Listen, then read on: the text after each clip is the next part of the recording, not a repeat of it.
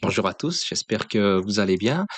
Alors ça fait un moment que j'ai pas fait de vidéo, hein, donc là je vais faire une vidéo sur les tôles perforées parce que j'ai eu pas mal de questions concernant les tôles perforées, hein, comme ceci.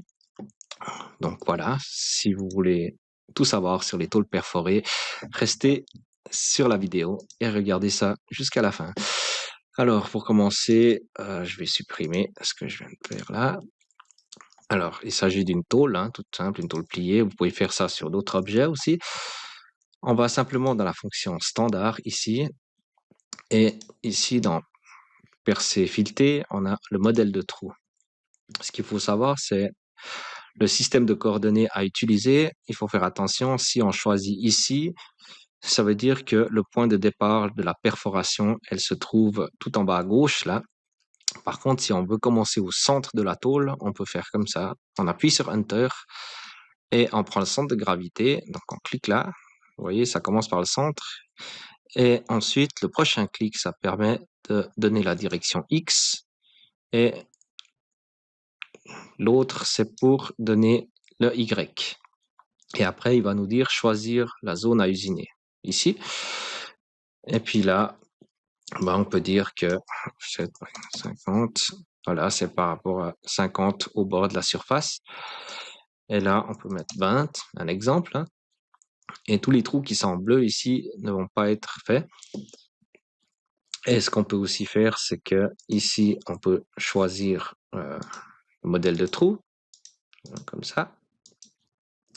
Et ici, on peut choisir une sorte de décalage. Hein, c'est à vous de choisir et remplir ce qu'il y a dans le tableau. Après, si je quitte la fonction, j'ai encore un autre truc à vous montrer. Si vous voulez simplement définir une zone, donc vous faites une esquisse, un exemple, on va dire un rond,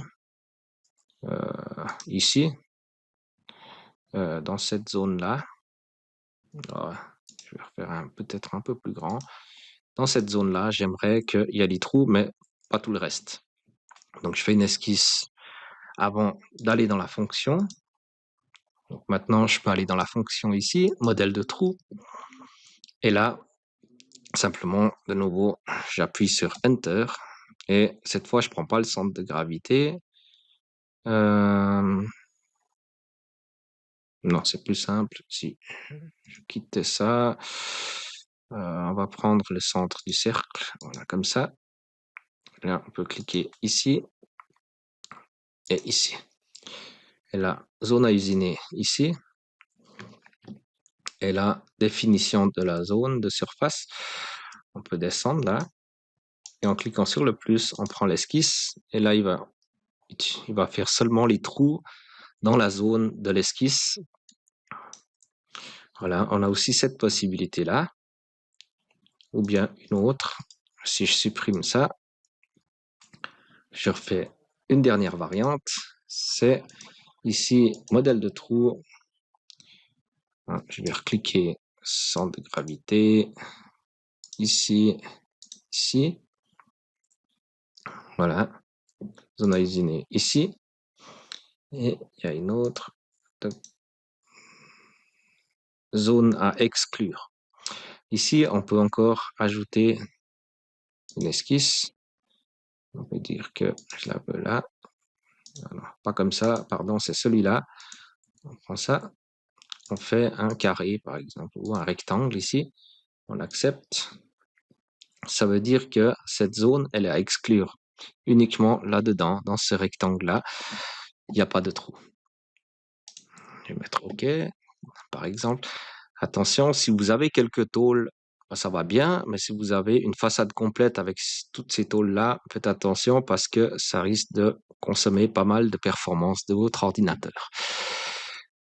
Et maintenant, je vais vous montrer une solution beaucoup plus simple, c'est avec la texture. On peut aussi représenter ça par les textures, comme ça c'est beaucoup plus léger sur votre ordinateur.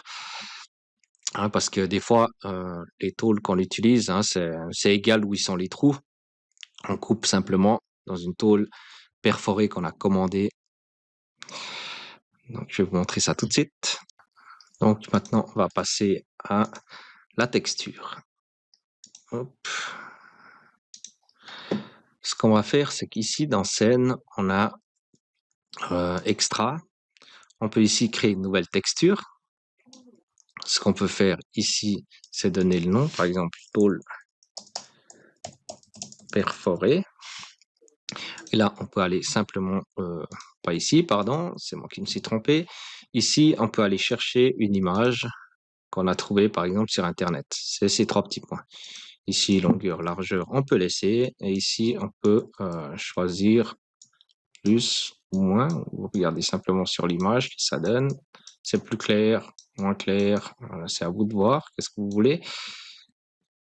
Voilà. Et une fois que c'est bon, on peut ici, l'endroit de stockage, hein, ouvrir la texture du catalogue.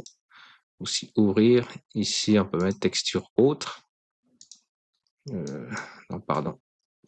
Là, je peux enregistrer, pardon. C'est ici. Quand je choisis l'endroit où on veut l'enregistrer. Alors, je vais mettre dans texture autre. Puis le nom, il s'appellera tôle perforée. Et là, on enregistre. Et ensuite, on peut fermer. On attend juste que ça enregistre. Après, on peut fermer. Voilà, on peut fermer. Maintenant, ce qu'on peut faire, c'est qu'on peut cliquer cette tôle. Et là, on a dans Propriétés, on peut ajouter la texture. Là. Donc, et ici, on choisit la texture tôle perforée. Puis, ce qu'on peut encore faire, c'est ici agrandir les... Enfin, là, c'est la rotation. On va le laisser à 0. Et ici, on peut changer l'échelle. On peut mettre 2. 1. Pardon. 1. Ou 0,5. Et si on décoche là, on peut changer. On peut changer hein, la forme. Mais c'est mieux de mettre proportionnel parce que voilà.